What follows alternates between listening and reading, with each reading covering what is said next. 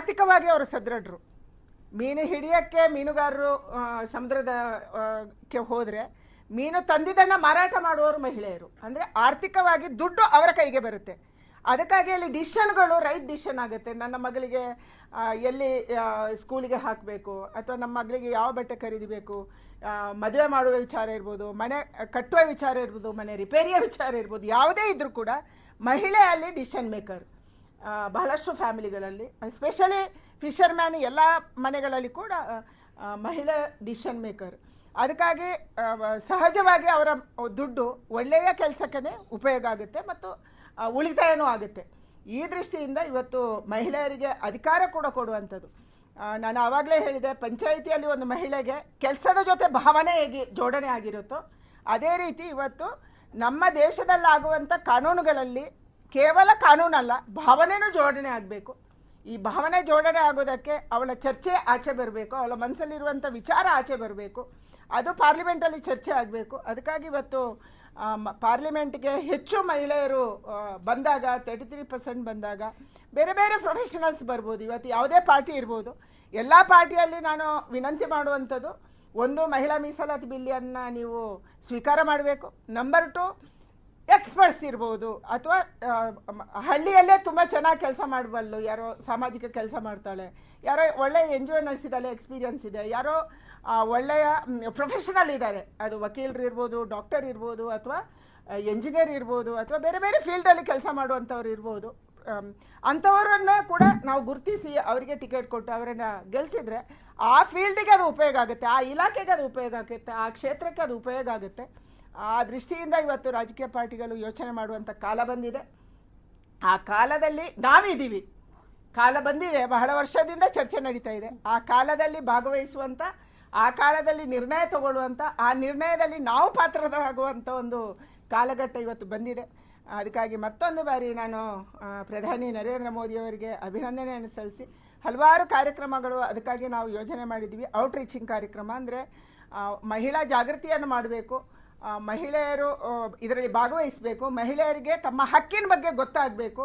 ಇವತ್ತು ಗೊತ್ತಿ ಇದ್ದೇ ಇದೆ, ನಮ್ಮ ನಗರಸಭೆ, ಪುರಸಭೆ, ಮಹಾನಗರ ಪಾಲಿಕೆ ಮತ್ತು ಗ್ರಾಮ ಪಂಚಾಯಿತಿಗಳಲ್ಲಿ ಎಲ್ಲೆಲ್ಲಿ ಮಹಿಳೆಯರು ಗೆದ್ದು ಬಂದಿದ್ದಾರೆ, ಅದು ಜಿಲ್ಲಾ ಪಂಚಾಯಿತಿ ಇರ್ಬೋದು, ತಾಲೂಕ್ ಪಂಚಾಯಿತಿ ಇರ್ಬೋದು, ಬಹಳ ವಿದ್ವತ್ತಿಂದ ನಾವು ಮಾತಾಡಿ ಏನೋ ಅಚೀವ್ಮೆಂಟ್ ಅನ್ನೋದಕ್ಕಿಂತಲೂ ಹೆಚ್ಚು ಭಾವನೆಯಿಂದ ನಾನು ಚೆನ್ನಾಗಿ ಮಾಡಬೇಕು, ನಾನು ಪರ್ಫಾರ್ಮ್ ಮಾಡಬೇಕು ಅನ್ನುವಂಥ ಭಾವನೆಯಿಂದ ಕೆಲಸ ಮಾಡುವಾಯಿತು. ಇದಕ್ಕೆ ನಾನೂ ಒಬ್ಬಳು ಉದಾಹರಣೆ.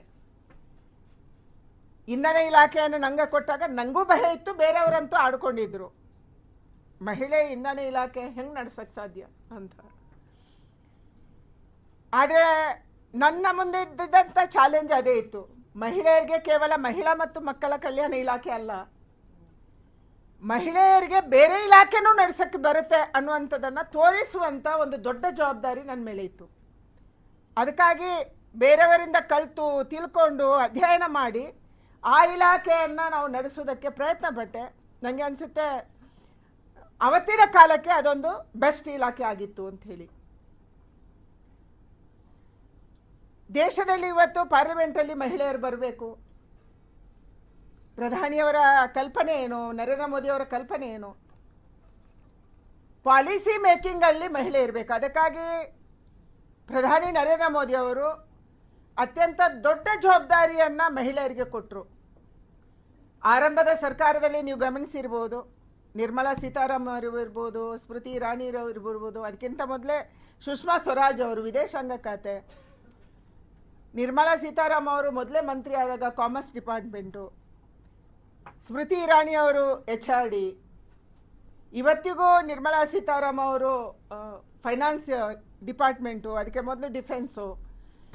ಯಾಕೆ ಇದನ್ನು ಕೊಡೋಕ್ಕೆ ಶುರು ಮಾಡಿದ್ರು ಅಂದರೆ ಮಹಿಳೆಯರು ಪರ್ಫಾರ್ಮ್ ಮಾಡಬಲ್ಲರು ಅನ್ನುವಂಥದ್ದನ್ನು ದೇಶಕ್ಕೆ ನಾವು ತೋರಿಸಬೇಕು ಅಂತ. ನಮ್ಮ ದೇಶ ತೋರಿಸಿದೆ, ದೇಶ ಪ್ರಧಾನಿಯನ್ನು ಕೂಡ ಮಾಡಿದೆ. ಯಾವ ದೇಶದಲ್ಲಿ ವೋಟಿಂಗ್ ರೈಟ್ ಇರಲಿಲ್ಲ ಅಂಥ ಕಾಲಕ್ಕೆ ನಮ್ಮ ದೇಶದಲ್ಲಿ ಪ್ರಧಾನಿನೂ ಆಗಿದ್ರು, ಪಾರ್ಟಿ ಬೇರೆ ಇರ್ಬೋದು, ಅಂಥ ಒಂದು ಮುಂದುವರಿದ ಯೋಚನೆ ಇರುವಂಥ ದೇಶ ಇದು. ಅದಕ್ಕಾಗಿ ಇವತ್ತು ಪ್ರಧಾನಿಗೆ ಅನಿಸಿದೆ ಮಹಿಳೆಯರಿಗೆ ರಿಸರ್ವೇಷನ್ ಬರಬೇಕು. ನಾನು ಯಾವಾಗಲೂ ಒಂದು ಮಾತು ಹೇಳ್ತೀನಿ, ಪರಿಶಿಷ್ಟ ಜಾತಿ ಪರಿಶಿಷ್ಟ ವರ್ಗಕ್ಕೆ ಮೀಸಲಾತಿ ಇಲ್ಲದೆ ಹೋದ್ರೆ ಅಷ್ಟೊಂದು ಸಂಖ್ಯೆಯ SC ST ಜನ ಇವತ್ತು MLA ಅಥವಾ MP ಆಗ್ತಿರ್ಲಿಲ್ಲ. ನಾನು ಯಾವಾಗಲೂ ನನ್ನ ಕ್ಷೇತ್ರದ, ನನ್ನ ಮನೆ ಊರಿನ ಕ್ಷೇತ್ರದ ಉದಾಹರಣೆ ಕೊಡ್ತೀನಿ. ಸುಳ್ಯ ಅಂಗಾರ ಅಥವಾ ಇವತ್ತು ಭಾಗೀರಥಿ ನನ್ನ ಮನೆ ಇರುವಂತ, ಕರಂದ್ಲಾಜೆ ಮನೆ ಇರುವಂತ ಕ್ಷೇತ್ರದಲ್ಲಿ MLA ಇಷ್ಟೊಂದು ಲಾಂಗ್ ಟೈಮ್ ಆಗಿದ್ದಾರೆ ಅಂತಂದ್ರೆ ಮೀಸಲಾತಿಯ ಕಾರಣಕ್ಕಾಗಿ. ಇಲ್ಲಾಂದ್ರೆ ಅಲ್ಲಿ ಯಾರೋ ಒಕ್ಕಲಿಗರು ಅಥವಾ ಬೇರೆ ಯಾರೋ ಆಗ್ತಿದ್ರು. ಯಾಕಂದ್ರೆ ಸ್ಟ್ರಾಂಗ್ ಸಮಾಜದಲ್ಲಿ ಸ್ಟ್ರಾಂಗ್ ಅವರೇ ಇರ್ತಾರೆ. SCಗೆ ಕೊಡುವಂತ ಪ್ರಶ್ನೆನೇ ಬರಲ್ಲ. ಅದಕ್ಕಾಗಿ ಇವತ್ತು ಮೀಸಲಾತಿಯ ಮೂಲಕ ನಮ್ಮನ್ನ ಗಟ್ಟಿ ಮಾಡುವಂತ ಕೆಲಸಕ್ಕೆ ನರೇಂದ್ರ ಮೋದಿ ಅವರು ಕೈ ಹಾಕಿದ್ದಾರೆ. ನಾನು ಅವರಿಗೆ ಅಭಿನಂದನೆಗಳನ್ನು ಸಲ್ಲಿಸ್ತಾ ಇದ್ದೀನಿ.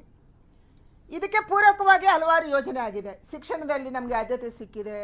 ಓದೋದಕ್ಕೆ ಸಾಲದಿಂದ ಹಿಡಿದು ಹಾಸ್ಟೆಲಿಂದ ಹಿಡಿದು ಇದನ್ನು ಕೊಡೋದಕ್ಕೆ ಆರಂಭದಲ್ಲಿ ಶುರು ಮಾಡಿದ್ರು.